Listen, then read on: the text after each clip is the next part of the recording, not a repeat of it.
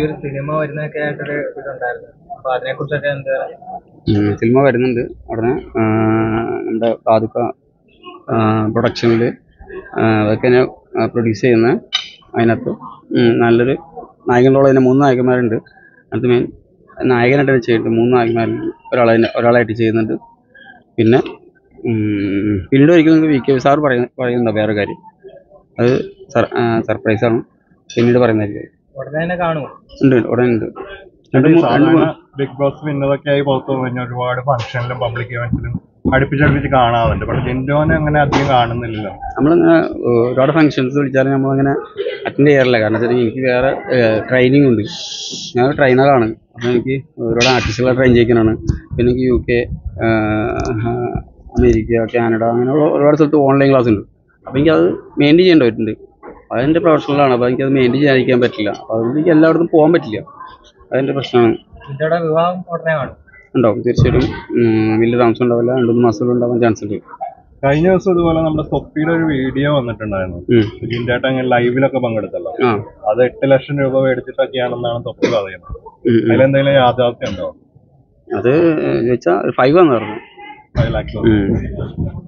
അപ്പൊ തൊപ്പിയായിട്ട് ഇപ്പൊ എന്തെങ്കിലും മിസ്അണ്ടർസ്റ്റാൻഡിങ്ങോ അങ്ങനെ എന്തെങ്കിലും ഉണ്ടോ? അങ്ങനൊന്നുമില്ല. വേറെ അവരായിട്ട് മിസ്അണ്ടർസ്റ്റാൻഡിങ്ങിന്റെ ആവശ്യമില്ല. നമ്മളെ ഹെൽപ്പ് ചെയ്തു, നമ്മൾ വിളിച്ചു.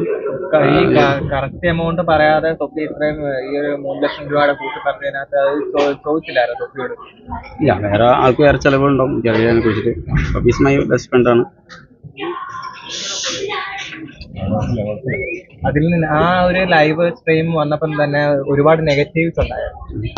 സൈബർ ബുള്ളിങ് ആയിട്ടും ഭയങ്കരമായിട്ട് ജിൻഡോയ്ക്കെതിരെ വന്നിട്ടുണ്ടായിരുന്നു. അപ്പൊ അതിനൊക്കെ എങ്ങനെയാണ് ഫേസ് ചെയ്തത്? നമ്മൾ ഇപ്പോൾ പല കാര്യങ്ങൾ ചെയ്യുമ്പോൾ പോസിറ്റീവ് നെഗറ്റീവ് ഒക്കെ ഉണ്ടാവും. നമ്മൾ അതിനെക്കുറിച്ച് ചിന്തിക്കണം. ഞാൻ ബിഗ് ബോസിൽ നിന്നപ്പോൾ നെഗറ്റീവിൻ്റെ ഇഷ്ടംപോലെ ഉണ്ടായിരുന്നില്ലേ. നമ്മളത് മൈൻഡ് ചെയ്യാറില്ല. ഞാൻ മൈൻഡ് ചെയ്യാറില്ല. നമ്മൾ നെഗറ്റീവ് ആയിട്ട് നമ്മൾ ഗേറ്റേഴ്സിനൊക്കെ നമ്മൾ മറ്റു കണ്ടസ്റ്റന്റ് ആയിട്ട് ഒരു അകൽച്ചയുണ്ടോ ജിൻഡോ? ആർക്കില്ല. എല്ലാവരോടും കോൺടാക്ട് ഉണ്ട്. അതുകൊണ്ട് ചോദിക്കുന്നത്. എല്ലാവരോടും കോൺടാക്ട് ഉണ്ട്. എല്ലാവരോടും കോൺടാക്ട്സ് ഉണ്ട്. നമ്മൾ ബാക്കിയുള്ള കണ്ടസ്റ്റന്റ് ഒക്കെ ഒരുമിച്ച് എല്ലായിടത്തും നമ്മൾ കാണുന്നുണ്ട് പല സ്ഥലത്തും.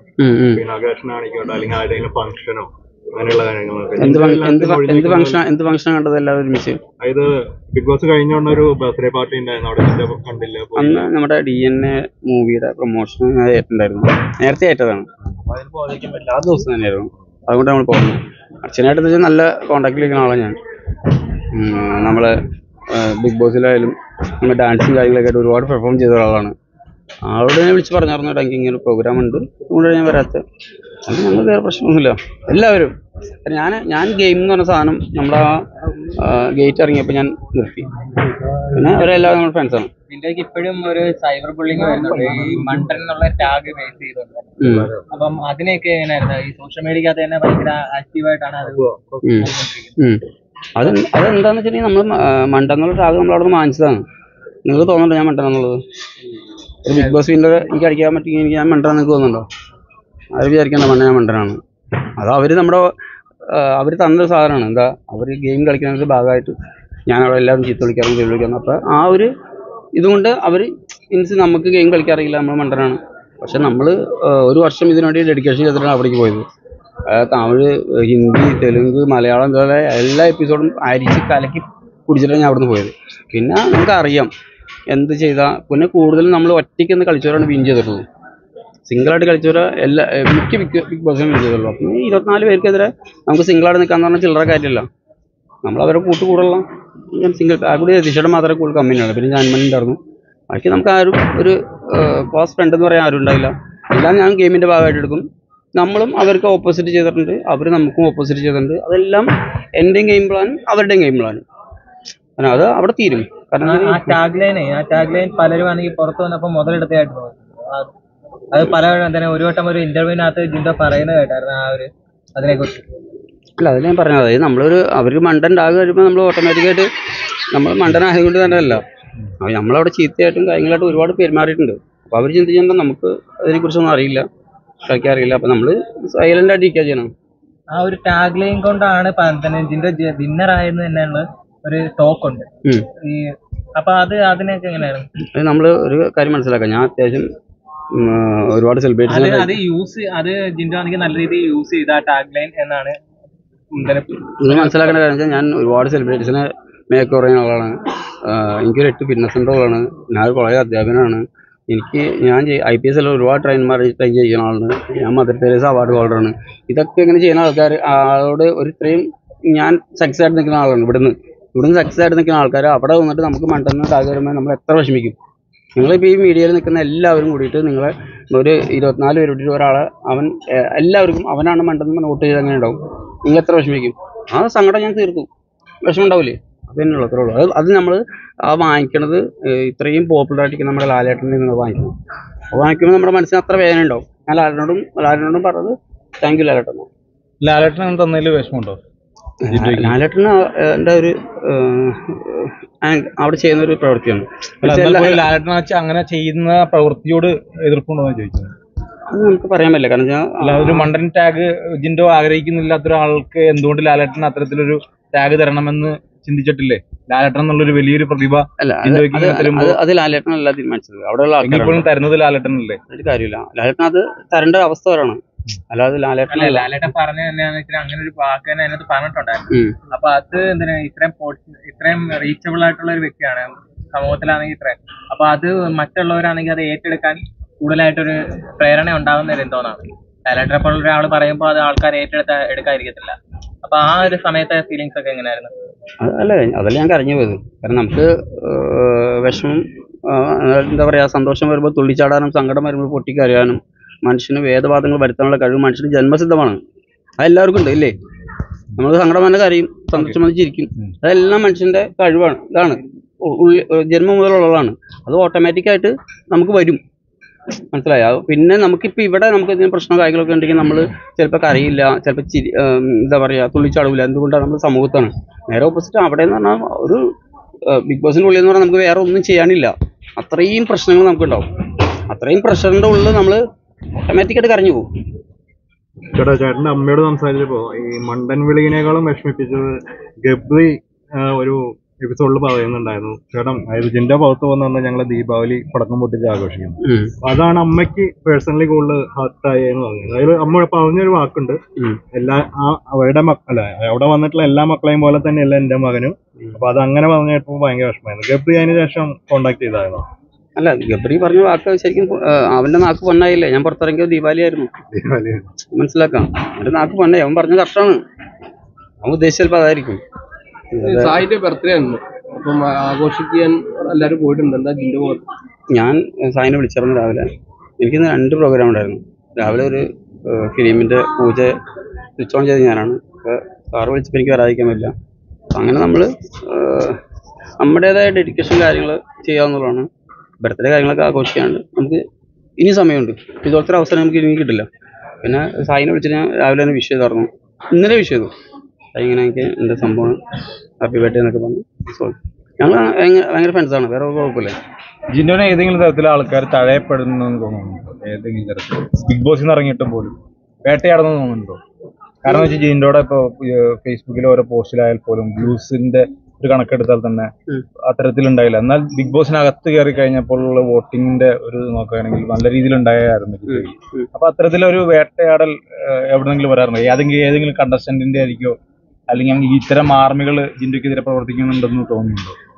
അതിപ്പോൾ നമ്മൾ ഓപ്പോസിറ്റ് നിൽക്കുന്ന ആൾക്കാരുടെ ആർമികൾ നമ്മൾ അതൊക്കെ പറയും. അല്ല, ഞാൻ നമുക്കൊരു സബ്ജക്റ്റ് അല്ല. കാരണം അവർ പറഞ്ഞോട്ടെ, നമ്മൾ കേൾക്കാൻ ബാധ്യസ്ഥനാണ്. നമുക്ക് അവരോട് തിരിച്ചു മറുപടി പറയാനില്ല. അവർ പറഞ്ഞത് മാക്സിമം പറഞ്ഞോട്ടെ, അത് കുഴപ്പമില്ല. അല്ല ചേട്ടാ, ഗെയിം കഴിഞ്ഞില്ല. പുള്ളി ഉദ്ദേശിച്ചത് എന്താണെന്ന് വെച്ചാൽ ഗെയിം കഴിഞ്ഞ് സാധാരണ എല്ലാവരും ഒത്തൊരുമിച്ച് ഇങ്ങനെ കാണാറുണ്ട്, അറ്റ്ലീസ്റ്റ് പുറത്തേക്കെങ്കിലും. പക്ഷെ നിങ്ങളുടെ ഗ്രൂപ്പില് ജിൻഡോ മാത്രം ഇങ്ങനെ മാറി നിൽക്കുന്നു എന്നൊരു പ്രതീതി എല്ലാവർക്കും ഉണ്ട്. ഐ മീൻ ഓൺലൈനില് സോഷ്യൽ മീഡിയയിലെ കമന്റ്സിലായാലും. അതുകൊണ്ടാണ് ചോദിക്കുന്നത്. ഞാൻ പറഞ്ഞത് സുഹൃത്ത്, അതായത് ഞാൻ പണ്ടായാലും എന്ത് കാര്യത്തിനായാലും എനിക്ക് ഇപ്പം നിലവിൽ പ്രസന്റ്ലി ഞാൻ വർക്ക് ചെയ്യുന്ന ഒരാളാണ്. എനിക്ക് ട്രെയിനിങ് ഉണ്ട്, കാര്യങ്ങളുണ്ട്, എനിക്ക് 8 ഫിറ്റ്നസ് സെൻ്റർ ഉണ്ട്. അതൊക്കെ നോക്കണ്ടേ? ഞാൻ ആലോചിക്കാം. എനിക്ക് ഒരുപാട് ഓൺലൈൻ ക്ലാസ് ഉണ്ട്, എനിക്ക് അതൊക്കെ നോക്കണം. അതാണ് ഞാൻ അവിടെയുള്ള എല്ലാവരോടും ഞാൻ പറഞ്ഞിട്ടുണ്ടായിരുന്നു. അത് നിങ്ങൾ ഉദ്ദേശിക്കുന്ന ആളല്ല. ഞാൻ ചിലപ്പോൾ കോൺടാക്ട് ചെയ്യില്ല, ചിലപ്പോൾ ഇത് ചെയ്യില്ല. പക്ഷേ നിങ്ങൾക്ക് ഒരു ആവശ്യം വന്നാൽ, നിങ്ങൾക്ക് ഒരു ആപത്ത് വന്നാൽ നിങ്ങൾ എന്നെ വിളിച്ചോ, ഞാൻ ഉണ്ടാവും. ആ സ്പോട്ടിലുണ്ടാവും. നിങ്ങൾ എൻ്റെ നമ്പർ കാണാപ്പാടെ പഠിച്ചു വെച്ചോളാൻ പറഞ്ഞിട്ടുണ്ട്. ഞാൻ ഉണ്ടാവും, നിങ്ങൾ രക്ഷിച്ചു തരും. പക്ഷേ അവരുടെ എല്ലാ പ്രോഗ്രാം കാര്യവും എനിക്ക് പങ്കെടുക്കാൻ പറ്റില്ല. കാരണം എൻ്റെ സിറ്റുവേഷൻ അങ്ങനെയാണ്. ഞാൻ ഒരാളേ ഉള്ളൂ. അതിന് മാത്രം അനങ്ങാൻ പറ്റാത്ത സിറ്റുവേഷനാണ്. ഈ അഖിൽമാരും ഒക്കെ ആയിട്ട് ദുബായിലൊരു മീറ്റപ്പ് നടത്തിയായിരുന്നു. അപ്പൊ അതിന്റെ കാര്യങ്ങളൊക്കെ ഞങ്ങൾക്ക് ദുബായിൽ എല്ലാം മീറ്റപ്പ് നടത്തിയ വേറെ സ്ഥലത്താണ്. ഞങ്ങൾ ദുബായിലല്ല, ദുബായിൽ പോയി ഞങ്ങൾ കണ്ടില്ല. അത് വേറെ എന്താ പറയുക, ഏഷ്യാനെറ്റിൻ്റെ എന്തോ ഒരു പ്രോഗ്രാമായിരുന്നു ഞങ്ങൾ ചെയ്തത്. ഇത് അഖിൽമാരായിട്ട് പ്രോഗ്രാം ചെയ്തില്ല. ഏഷ്യാനെറ്റായിട്ട് ഇനി എന്തെങ്കിലും കോൺട്രാക്ട് അങ്ങനെ എന്തെങ്കിലുമൊക്കെ ഉണ്ടോ? പിന്നെ തീർച്ചയായിട്ടും എന്തായാലും വ്യവസ്ഥകൾ എന്തൊക്കെയാണ്? ഇത് പല ആരോപണങ്ങൾ ഇങ്ങനെ വരാറുണ്ട്. ഇപ്പോ ഉദാഹരണത്തിന് താങ്കൾക്ക് പ്രൈസ് മണി കിട്ടിയത് പറഞ്ഞു പോയി. പ്രൈസ് മണിക്ക് കുറഞ്ഞില്ലല്ലോ. നമ്മൾ ശരിക്കും അതിന് ടാക്സ് നമ്മൾ കൊടുക്കുന്നത് നമ്മൾ ബാധ്യസ്ഥനാണ്. കാരണം വെച്ചിട്ടുണ്ടെങ്കിൽ എനിക്ക് 35 രൂപ സംതിങ് കിട്ടി. അത് ഞാൻ ബാധ്യസ്ഥനാണ് കൊടുക്കാൻ സർക്കാരിന്. ഞാൻ സർക്കാരിന് കൊടുക്കുമ്പോൾ ശരിക്കും പറഞ്ഞിട്ടുണ്ടെങ്കിൽ ഞാൻ സന്തോഷത്തോടെ ചെയ്തത്. കാരണം അത് വേറെ എങ്ങുമ്പോൾ അല്ല പോണത്, നമ്മുടെ മക്കൾക്കായിട്ടാണ് തിരിച്ചു വന്നത്. എനിക്ക് മക്കൾ തന്നെ തന്ന കപ്പ. പക്ഷെ ആ പോസ്റ്റ് ആ പിക്ചർ പുറത്ത് വന്നപ്പോൾ പോലും ആൾക്കാർ, അതായത് ഒരുപാട് പേര് അങ്ങനെ ആ ഒരു സൈബർ ബുള്ളിങ് പോലെ അതിൽ വന്ന് മണ്ടനായതുകൊണ്ടാണ് പുള്ളിക്ക് അത്ര കുറവ് കൊടുത്ത് പറ്റിച്ചതാണ് അല്ല ആ രീതിയിലൊക്കെ കമന്റ്സ്. നിലവിലെ എല്ലാ ബിഗ് ബോസ് വിന്നേഴ്സിനും അവർക്ക് കൊടുത്തേക്കുന്ന സാധനം അവരുടെ ടാക്സ് പിടിച്ചിട്ട് കൊടുക്കും. അത് ഏത് ഗെയിം ആയിരുന്നാലും എന്തായാലും ടാക്സ് പിടിക്കാണ്ട് കൊടുക്കത്തില്ല, ഉറപ്പാണ്. അങ്ങനെ തന്നെ ചെയ്യുള്ളൂ. ഈ ബിഗ് ബോസിൽ നിന്ന് ഇറങ്ങിയപ്പം സിബിനില്ലേ, സിബിൻ ഒരു പ്രസ് മീറ്റ് വിളിച്ചിട്ടുണ്ടായിരുന്നു. അങ്ങനെ ആ ഒരു വീഡിയോ കണ്ടിരുന്നു. ആ പ്രസ് മീറ്റിന്റെ എന്തെങ്കിലും വിഷയം കണ്ടിരുന്നു? ജസ്റ്റ് വന്നതൊക്കെ അങ്ങനെയൊക്കെ കാണുള്ളൂ, അല്ലാണ്ട് വേറെ കാണാം. അതിനകത്താണെങ്കിൽ സിബിനാണെങ്കിൽ ഒരുപാട് ആരോപണങ്ങൾ ബിഗ് ബോസിന് നേരായിട്ട് പറഞ്ഞിട്ടുണ്ടായിരുന്നു. അതിനകത്താണെങ്കിൽ സിബിനാണെങ്കിൽ ഡ്രഗ് പോലുള്ള സാധനങ്ങൾ കൊടുത്തു ഉപയോഗിക്കാൻ കൊടുത്തു. അതിനെക്കുറിച്ച് നിർബന്ധിച്ച് പ്രേരിപ്പിച്ചുകൊണ്ട് ഹോട്ടലിനകത്ത് മുറി കൂട്ടിനിട്ടുകൊണ്ട് ഇങ്ങനെയൊക്കെ ചെയ്തിട്ടുണ്ട്. അതിനുശേഷമാണ് രണ്ടാമത് റീ എൻട്രി കൊടുത്തതെന്നുള്ള ഒരു ആരോപണം. അപ്പൊ ഇതിനെക്കുറിച്ച് എന്തെങ്കിലും സിബിൻ പറയുകയോ അങ്ങനെ ചെയ്തിരുന്നു? ഞാൻ അവിടെ അതിനെ കുറിച്ച് ചോദിക്കാറുമില്ല, പറയാറുമില്ല. കാരണം ഞാൻ അത് കണ്ടിട്ടില്ല. അദ്ദേഹം പുറത്തായിരുന്നപ്പോൾ ഞാൻ അകത്തായിരുന്നു. അപ്പൊ എനിക്കൊന്നും പറയാൻ, അത് കാണാനുള്ള എനിക്കുണ്ടാവില്ല, ഓപ്ഷൻ ഇല്ല. പിന്നെ ഞാൻ അതിനെ കുറിച്ച് അവളോട് ചോദിച്ചിട്ടില്ല. ഈ പുറത്ത് ഇറങ്ങിയിട്ടും ഇതിനെ കുറിച്ചൊന്നും തിരക്കാനൊന്നും ഇല്ല, എനിക്കത് താല്പര്യമില്ലാത്ത കാര്യം. കാരണം വേറൊരാളുടെ ഒരു ഇതാണ്, അത് അവര് ആയിട്ടുള്ള കാര്യങ്ങൾ അവർ തീർക്കും. നമ്മൾ മറ്റുള്ളവരുടെ കാര്യങ്ങളിൽ നമ്മൾ ഇടപെടണം. നമ്മൾ മനസ്സിൽ ചിന്തിച്ചാൽ ഇടപെടും. അത് ഇടണ്ടാവും എനിക്ക് തോന്നി ഇടപെടില്ല. ഈ 100 ദിവസം നിന്നൊരു വ്യക്തിയല്ലേ അല്ല 100 ദിവസം നിന്നൊരു വ്യക്തിയല്ലേ? അപ്പം അതിനകത്ത് നിന്നപ്പം ഇത്തരത്തിലൊരു പ്രേരണ എന്തോന്ന് നടത്തുന്ന ആൾക്കാരോ അതിനകത്ത് സജീവമായിട്ട് നിൽക്കുന്നതായിട്ട് തോന്നുന്നു. മനസ്സിലല്ലേ പറഞ്ഞത്? ഈ 100 ദിവസം നിന്ന് കഴിഞ്ഞപ്പോൾ ഇതിനകത്ത് ഇത്തരത്തിലുള്ള ആൾക്കാര് പിന്നാമ്പുറത്ത് ഉള്ളതായിട്ട് ജിൻഡോയ്ക്ക് തോന്നിയിട്ടുണ്ടോ? ഞാൻ സത്യസന്ധമായിട്ട് പറയാം, അവിടെ ബിഗ് ബോസ് എന്ന സാധനം അത്രയും ജെനുവിനാണ്.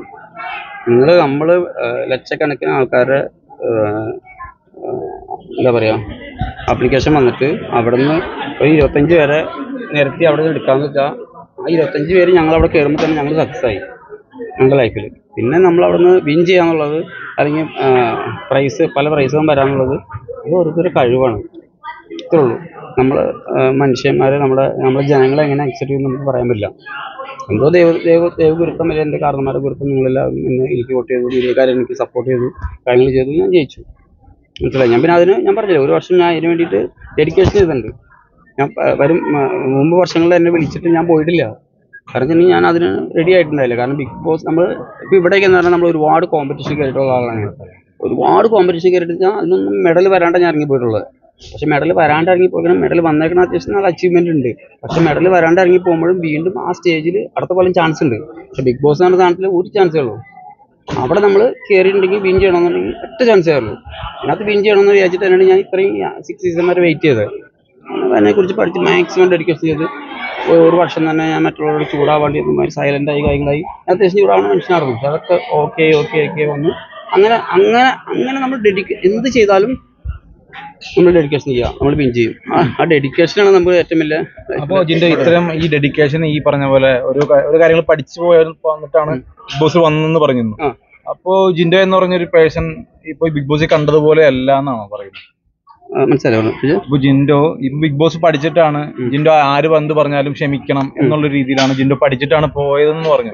അപ്പൊ യഥാർത്ഥത്തിൽ ജിൻഡോയുടെ ഒരു പേഴ്സണാലിറ്റി, ഒരു ഐഡന്റിറ്റി എന്ന് പറയുന്നത് ബിഗ് ബോസിൽ കണ്ടതുപോലെയുള്ള അതല്ല എന്നാണോ പറയുന്നത്? ഞാൻ അത്യാവശ്യം ദേഷ്യപ്പെടുന്ന ആളായിരുന്നു. മനസ്സിലായോ? അത്യാവശ്യം ഞാൻ ദേഷ്യപ്പെടുന്ന ആളായിരുന്നു. ഞാൻ ചീത്ത വിളിക്കുന്ന ആളായിരുന്നു. അത് നിങ്ങൾക്ക് മനസ്സിലായില്ലേ? അതായത് ഒരു മാസമായിപ്പിക്കാൻ ലാലേട്ടാന്ന് പറഞ്ഞ് പുറത്താക്കി ഇല്ലേ? അപ്പൊ പിന്നീട് നമുക്ക് മനസ്സിലാവേണ്ട കാര്യം എന്താ, അങ്ങനെ ഒരു സംഭവം അത് ഉള്ളതാണോ റിയലാണോ എന്ന് എനിക്ക് അവിടെ നിന്ന് അറിയാൻ പറ്റില്ല. പക്ഷെ ഞാൻ ലാലേട്ടനോട് കരഞ്ഞ് കാലുപിടിച്ച് ഞാൻ പറഞ്ഞൊരു കാര്യമുണ്ട്. ലാലേട്ടൻ ഞാൻ ഇനി ഒന്നും പറയില്ല, ചെറിയ വിളിക്കില്ല, അതിനെ വിളിച്ചിട്ടില്ല. ജീവിതത്തിൽ അത്രത്തോളം അത് നമുക്ക് അവിടെ നിന്ന് പുറത്തിറങ്ങിയാലാണ് ആ ബിഗ് ബോസിൽ നിന്ന് പുറത്തിറങ്ങിയാലും നമുക്ക് മനസ്സിലാവുന്നത്, അതായത് നമ്മൾ അവിടെ നിന്ന് നമ്മൾ മരിക്കാണ്. അതൊരു വേറെ ലോകമാണ്. ആ ലോകത്തിൽ നിന്ന് പുറത്തേക്ക് പിന്നെ അങ്ങോട്ട് കയറാൻ പറ്റില്ല, ആ ഒരു ലെവലിലേക്ക് കയറാൻ പറ്റില്ല. അപ്പൊ അതൊരു വേറെ ലോകമാണ്. നമ്മളവിടെ നിന്ന് മരിക്കാം. അപ്പൊ ആ മരിച്ച് പുറത്തിറങ്ങുന്ന ഒരു വിഷമം എനിക്ക് വന്നപ്പോൾ വീണ്ടും ഒരു ചാൻസ് കിട്ടുമ്പോൾ നമ്മൾ എങ്ങനെ ചെയ്യും? എന്റെ മാക്സിമം ചെയ്യാൻ നോക്കും. ഇപ്പൊ ജിമ്മിന്റെ പുറത്തിറങ്ങിയപ്പോഴും അതേ ഒരു രീതി തന്നെയാണ് എപ്പോഴും. ഇപ്പൊ എന്ന് പറഞ്ഞാൽ ഞാൻ പഴയതുപോലെ പണ്ടത്തെ പോലെ എനിക്ക് ദേഷ്യപ്പെടാനോ കാര്യങ്ങളൊന്നും വന്നില്ല. കാരണം അവിടെ നിന്ന് ശരിക്കും പറഞ്ഞാൽ എല്ലാവരോടും നമ്മൾ സംസാരിക്കുമ്പോഴായാലും അല്ലെങ്കിൽ ബിഗ് ബോസിനോട് സംസാരിക്കുമ്പോഴായാലും മറ്റുള്ളവരോട് സംസാരിക്കുമ്പോഴായാലും ഓട്ടോമാറ്റിക്കായിട്ട് നമ്മുടെ ക്യാരക്ടർ മാറും. കുറച്ച് നാളുകൾ നമ്മൾ അതിനകത്ത് പൊരുത്തപ്പെട്ടുകൊണ്ട് നമ്മൾ മാറാം. പക്ഷെ ഇനി നമ്മുടെ ക്യാരക്ടർ ആ ലെവലിൽ തന്നെ കീപ്പ് ചെയ്യാൻ ഞാൻ ആഗ്രഹിക്കുന്നുണ്ട്. കാരണം മനുഷ്യനാണ്, ചിലപ്പോൾ മാറാം, മാറില്ല എന്ന് പറയാം. അത് മനുഷ്യനാണ്. ഈ ബിഗ് ബോസിന്റെ അവസാന നിമിഷം വരെ ആണെങ്കിൽ ജാസ്മിൻ ഒരു വിന്നർ ആവുമെന്നൊരു എന്തോന്നുണ്ടായിരുന്നു. ഒരു പ്രേക്ഷകരിലായാലും ഈ പുറമെ നോക്കുന്നവർക്കാണെങ്കിൽ അങ്ങനെ ഒരു അഭിപ്രായമല്ല. ഈ ജാസ്മിനെ തോപ്പിച്ചപ്പോഴുള്ളവർ എന്തോ നിങ്ങൾ രണ്ടുപേരും ഒന്നിനൊന്ന് മെച്ചമായിരുന്നു അതിനകത്ത്. ജാസ്മിൻ ഞാൻ തുടക്കം മുതലേ ഞാൻ പറഞ്ഞു, ഞാൻ അവിടെ കയറിയപ്പോൾ തന്നെ നമ്മൾക്ക് എതിരെ നിൽക്കാൻ പറ്റുന്ന കുറേ ആൾക്കാരെ ഞാൻ തന്നെ എൻ്റെ മനസ്സിൽ കരുതിയില്ലായിരുന്നു. അങ്ങനത്തെ ഒരാൾ ജാസ്മിനായിരുന്നു. അപ്പം അങ്ങനെ അതിനകത്ത് ആ ലിസ്റ്റിൽ ഒരു 10 പേരെ ഞാൻ പെടുത്തിയിട്ടുണ്ടായിരുന്നു. ആ 10 പേരായിട്ട് തന്നെ ഞാൻ കൂടുതലും പ്രശ്നങ്ങൾ ഉണ്ടാക്കിയിട്ടിരുന്നത്. കാരണം അവരെന്ത് ചെയ്താലും ഞാൻ ചോദിക്കും, എന്നോട് എന്ത് ചെയ്താലും ഞാൻ എതിര് പറയും. ആ ഒരു മൈൻഡിൽ നിന്ന് മുൻ പറഞ്ഞ പോലെ നമ്മൾ ഡോണുകൾ അടിച്ച ഡോണ എന്ന് പറഞ്ഞ പോലെ നമ്മൾ ഓട്ടോമാറ്റിക്കായിട്ട് അവരോട് നല്ല ആൾക്കാരോട് ഫൈറ്റ് ചെയ്തിട്ടാണ് നമ്മൾ വിൻ ചെയ്തതാണ്. അത് അങ്ങനെ ആവണമെന്ന് ഞാൻ ആഗ്രഹിച്ചിട്ടാണ്. കാരണം നമ്മൾ താഴെ കിടക്കുന്ന ഒരു എന്താ പറയുക, സംസാരിക്കാൻ പോലും അങ്ങനത്തെ ഇല്ലാത്തൊരാൾക്കാരോട് നമ്മൾ കൂടുതലും അതിനുവേണ്ടി നമ്മുടെ പ്രഷർ കളയാറില്ല. കാരണം അവിടെ നിൽക്കണമെന്നുണ്ടെങ്കിൽ കാരണം നമ്മൾ നിസ്സാര ഫുഡേ കിട്ടുള്ളൂ. ആ ഫുഡിന് നമ്മുടെ എനർജിയിൽ നമ്മൾ എന്തെങ്കിലും സംസാരിക്കാനും പ്രവർത്തിക്കാനും നമുക്ക് പറ്റുള്ളൂ. വ്യക്തമായ സ്ട്രാറ്റജിയോട് കൂടിയാണ് ജിൻഡോ പോയത്. തീർച്ചയായിട്ടും ഞാൻ ഇവിടുന്ന് പോണതിന് മുമ്പ് പല ആൾക്കാരോട് ഞാൻ പറഞ്ഞിട്ട് പോയതാ ഞാൻ കപ്പടിച്ചിട്ട് വരുള്ളൂ. അവിടെ ചെന്നിട്ട് ഞാൻ എല്ലാവരോടും ചോദിച്ചാലും ഞാൻ പറയും കപ്പടിച്ചിട്ട് വരുള്ളൂ. അവരെന്നോട് പല ആൾക്കാരും ഞാൻ ഒരു നോമിനേഷനിൽ വന്നില്ല. ലാസ്റ്റ് അവർ ചെയ്തില്ല. നിങ്ങൾ ചെയ്യാത്തതെന്ന് ചോദിച്ചപ്പോൾ അവർ പറഞ്ഞു ഞാനിങ്ങനെ ജിൻഡോ എന്തായാലും ബെസ്റ്റ് ഓഫ് 5 ഉണ്ടാവും, പിന്നെ ഞങ്ങൾ ചെയ്യേണ്ട ആവശ്യമില്ല, മറ്റുള്ളവരോട്ട് അവിടെ എന്ന് പറഞ്ഞു. ഞാൻ പറഞ്ഞു ബെസ്റ്റ് ഓഫ് 5 അല്ല, എനിക്ക് കപ്പ വേണ്ടെന്ന് പറഞ്ഞു. അപ്പോഴും ഞാൻ പറഞ്ഞത് അങ്ങനെ തന്നെയാണ്. അവരോട് എന്ത് കേസ് വന്നാലും ഞാൻ പറഞ്ഞു ഞാൻ കപ്പടിക്കും. ആ മൈൻഡാണ് അത്. എൻ്റെ മനസ്സിൽ ഞാൻ കയറി എവിടേക്ക് കാല് കുത്തിപ്പോകുമ്പോൾ ഞാൻ അങ്ങനെ ചിന്തിച്ചാണ് അതേ ലെവലില്ല. പിന്നെ അത് തന്നെ നമ്മൾ ആ ഫസ്റ്റ് കയറുമ്പോൾ തന്നെ ഞാൻ ജയിലിൽ പിടിച്ചിട്ട് പറഞ്ഞതാണ് അൻസിപ്പോട്, ഞാനായിരിക്കും ഈ ജയിലിൽ ഫസ്റ്റ് കിടക്കുന്നത്. കാരണം ജയിലിൽ കിടക്കാനുള്ള സാധനം ഞാൻ ഫസ്റ്റ് ആഴ്ച തന്നെ ഉണ്ടാക്കുമെന്ന് എനിക്കറിയായിരുന്നു. കാരണം എന്നാലാണ് നമ്മൾ ഫസ്റ്റ് വീക്ക് തന്നെ 2ാം ദിവസം ഞാൻ തുടങ്ങിയില്ലേ. 2 ദിവസം ഞാൻ മിണ്ടാതിരുന്നു. കാരണം ഇവരെന്താണെന്ന് ഞാൻ പഠിക്കാൻ വേണ്ടി മിണ്ടാതിരുന്ന. ഇവരൊക്കെ ആരൊക്കെ എന്താണെന്ന് അറിയാൻ വേണ്ടി ഞാൻ മിണ്ടായിരുന്നു. അതിന് പിന്നെ എനിക്ക് തോന്നി പണി തുടങ്ങുമെന്ന്. പിന്നെ ഞാൻ അമ്മോട് പറഞ്ഞിട്ട് പോയിട്ടുണ്ടായിരുന്നു കൂടുതലും. അമ്മ അത്യാവശ്യം ബിഗ് ബോസ് കാണുന്ന ഇന്ന് അടിയിടിയോ കൊച്ചുപാടൊക്കെ കാണുന്നതാണ്. അപ്പോൾ കൂടുതലും അങ്ങനെയൊന്നും ഉണ്ടാവില്ല. അപ്പം ഞാൻ 2 ദിവസം മര്യാദയ്ക്ക് ഇരുന്നപ്പോഴും ഇവിടെ മര്യാദ മിണ്ടാതിരുന്ന ശരിയാവില്ല എനിക്ക് മനസ്സിലായി.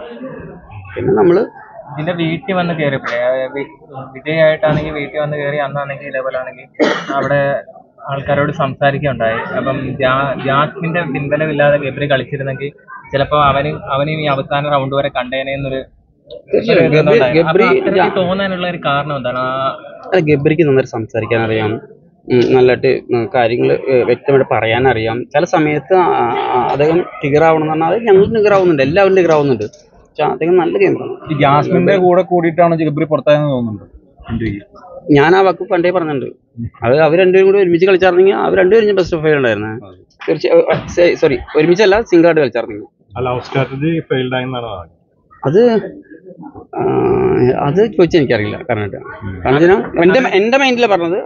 അതല്ലാണ്ട് അവർ രണ്ടുപേരും കളിച്ചിരിക്കുന്ന നല്ല ഗെയിമറായിരുന്നു രണ്ടുപേരും. ഈ കുറച്ച് ദിവസം നിന്ന് അവര് തമ്മിൽ നിന്ന് കണ്ടില്ലേ ഇത്രയും ദിവസമായിട്ട്? അപ്പൊ അവര് തമ്മിൽ പ്രണയമുള്ളതായിട്ട് തോന്നി.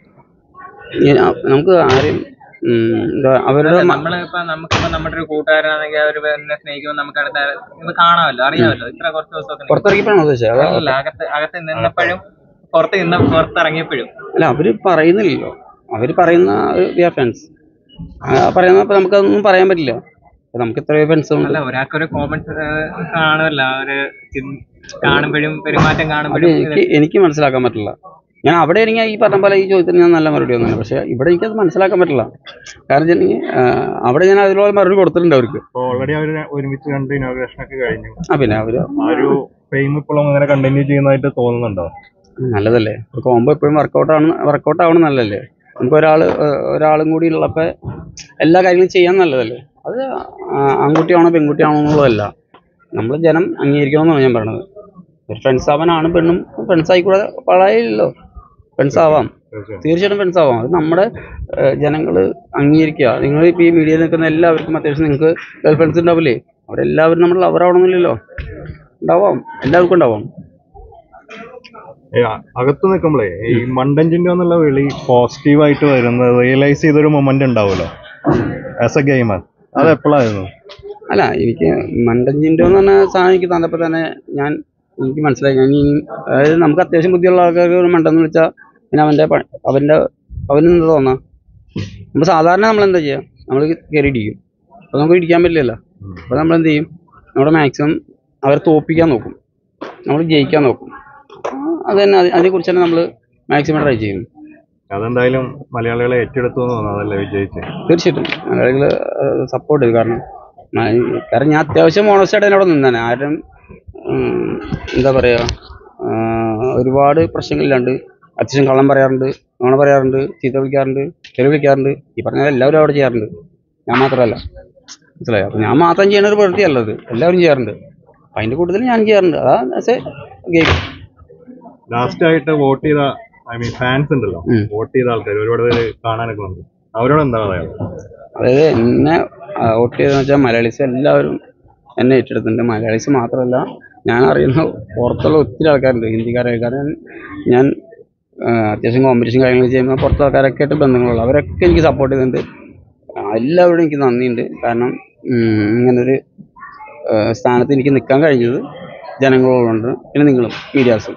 കാരണം നിങ്ങളും നമുക്ക് വേണ്ടി നല്ല കാര്യങ്ങൾ എടുത്തിട്ട് പറഞ്ഞ് ചെയ്യാനും നിങ്ങൾക്ക് കഴിഞ്ഞായിരുന്നു. അത് എനിക്ക് സപ്പോർട്ട് ചെയ്താൽ നിങ്ങളോടും എനിക്ക് നന്ദിയുണ്ട്. തീർച്ചയായിട്ടും. Thank you.